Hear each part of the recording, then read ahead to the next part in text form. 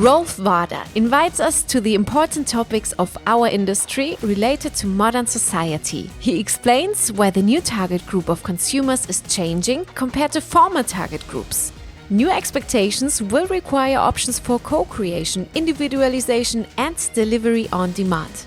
Let us check out the picture of the future that he draws for us.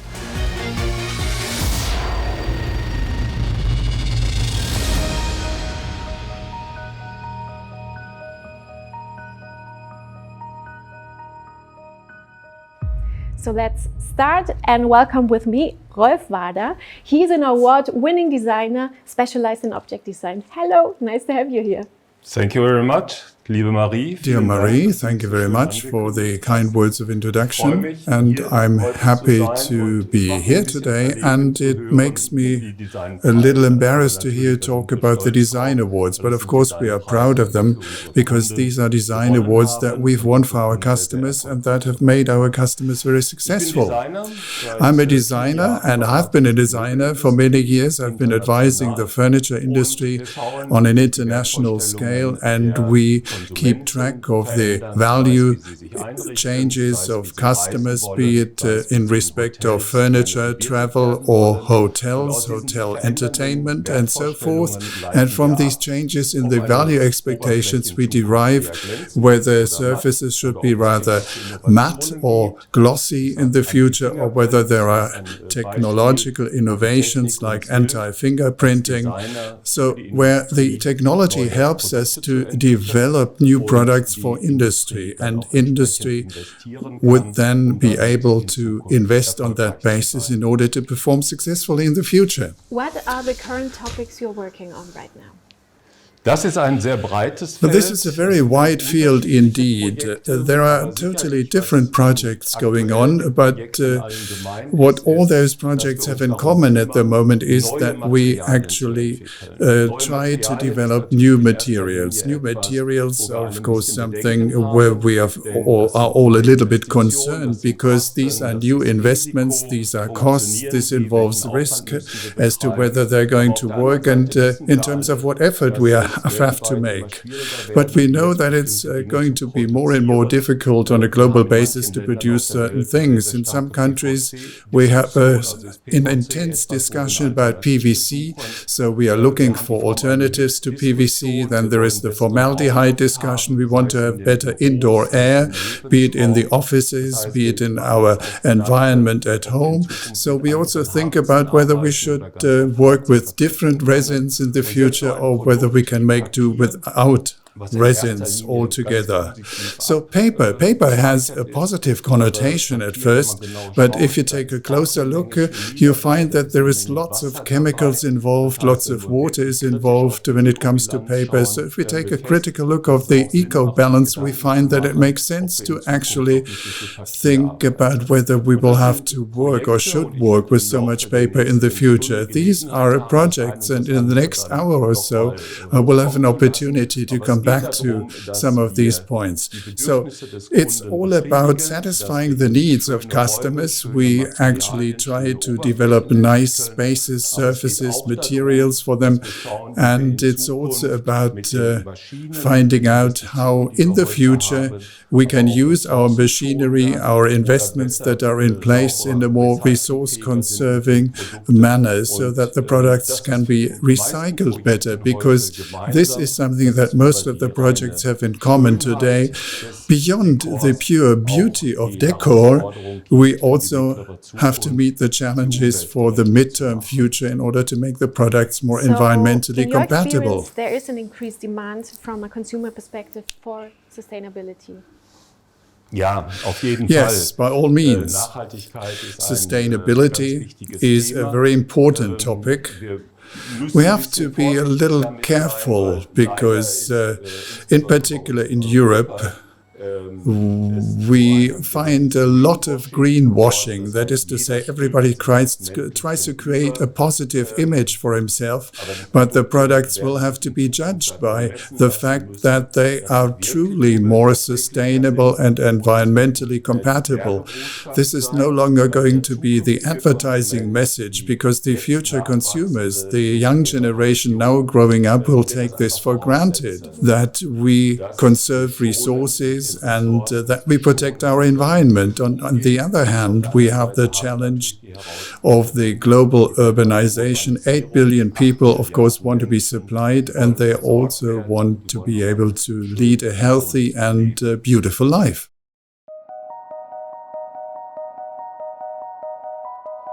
So these storytelling is always for consumers. Rolf, what do consumers expect from the market nowadays? This is a very tricky topic. What do the consumers expect nowadays from the manufacturers in terms of products and materials? Because here we are seeing a transformation, a change at the moment. Expectations are changing because the target groups are changing. And the target groups are changing because young people are growing up and they develop and grow into the role of those interested in furniture, the buyers of furniture, and they grow into the role who are speaking their mind in terms of how they would like to live. And what we are seeing at the moment is that we as trend researchers talk about the generation Z.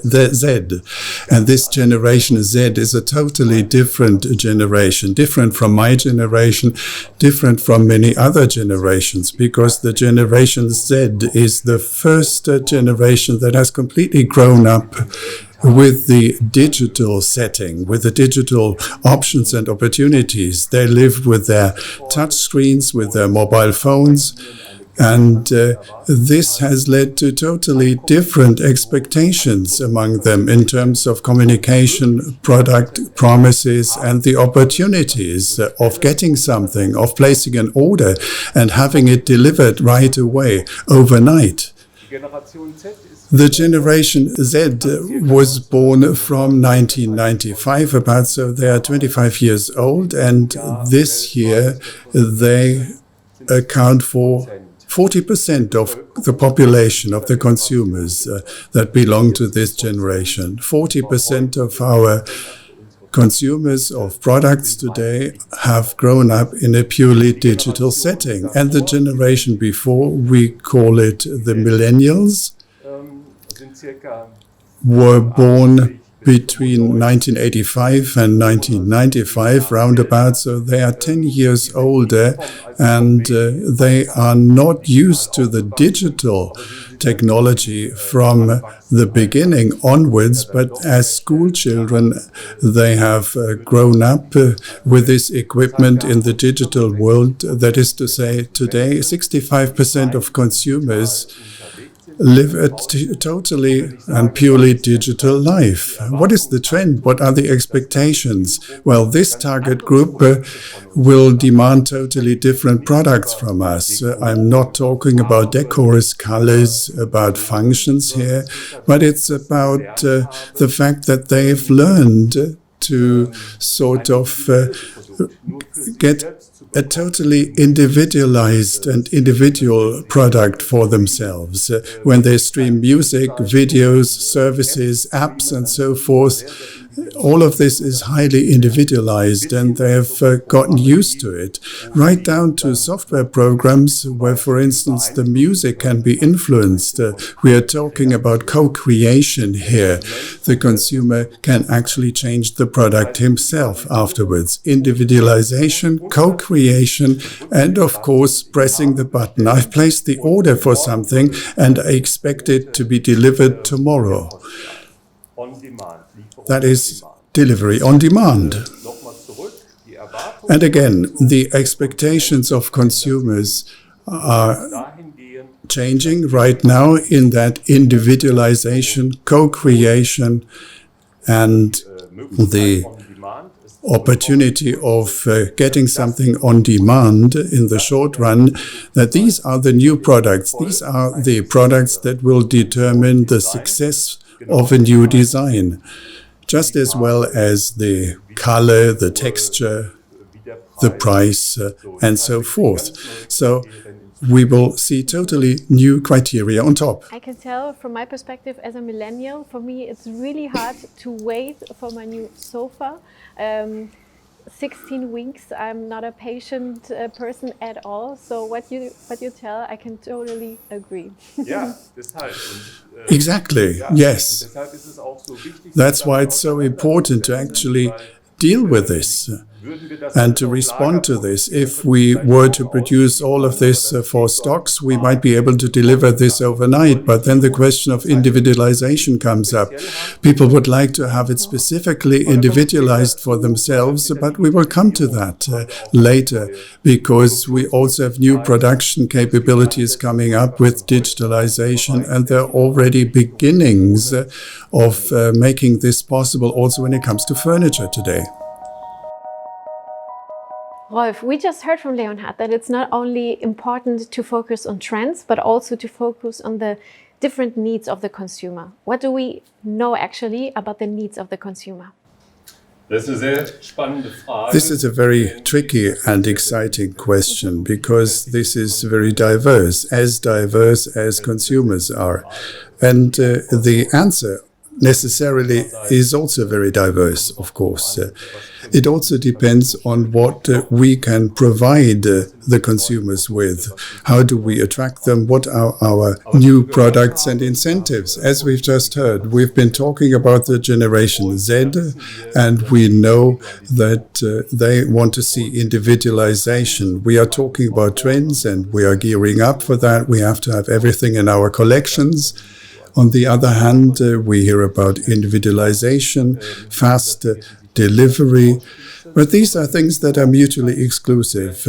We know that it's very difficult to get prepared for that, because we don't know what influence will determine consumers tomorrow and what they will ask us to provide. I come back to the Generation Z, the needs that develop very quickly and are in demand very quickly, and we only have limited capabilities of having things on stock in order to sell them tomorrow.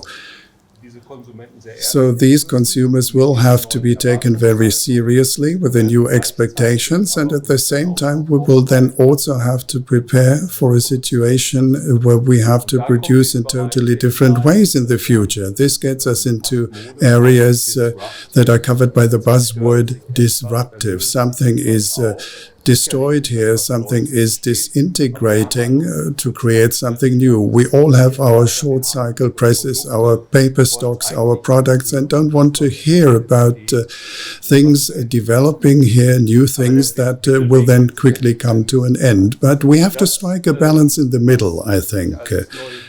The new technology that is being established at the moment is that in the future we may only have blank plates, no decor plates, no textured plates, and the plate can also be an acrylic plate or a polypropylene recycling plate, or it can also be an aluminum plate.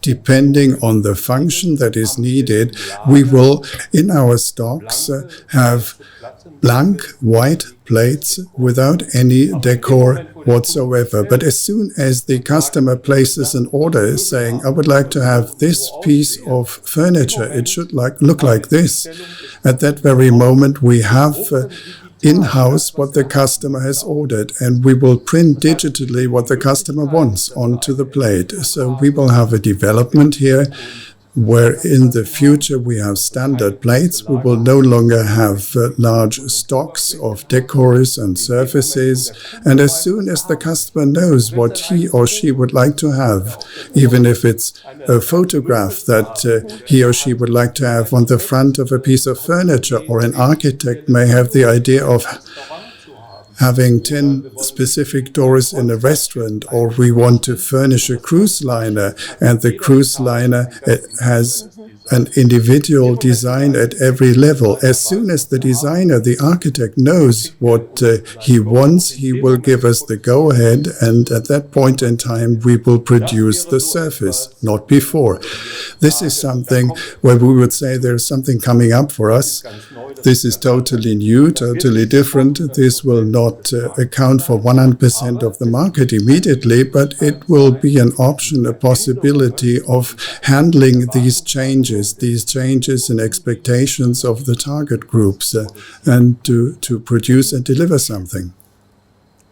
But these are also endless possibilities and leads to a lot of options and choices to make, right? Yes.